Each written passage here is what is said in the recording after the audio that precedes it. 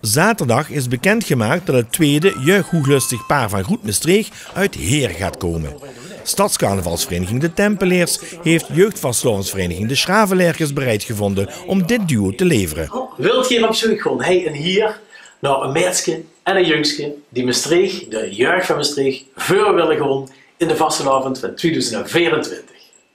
Ja, zeker. Ja. Nou, dat is super chic en Vera's vereniging willen een scheren laten zien, dus we vonden dit een heel chique kans.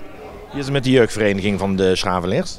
Ja, ik moet zeggen, de jeugdvereniging van De Schravenlerkes die is heel erg bloeiend. Ondanks dat we wel ook het gestopte leden hebben, blijft het ook aantrekken. Dus ja, we maken daar ieder jaar een heel chic seizoen van samen. Ik begreep dat niet iedereen van De Schravenleers op de hoogte was.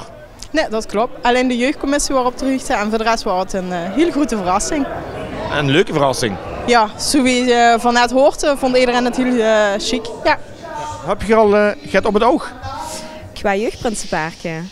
Ja, veel hebben ze al gevraagd. Dus voor ons is het inmiddels bekend wie Groet-Maastricht gaat vuren. Ja. De installatie van een nieuwe jeugdprinsenpaar van Groet-Maastricht vindt plaats op 6 januari. Een week voor het uitroepen van de nieuwe grote stadsprins.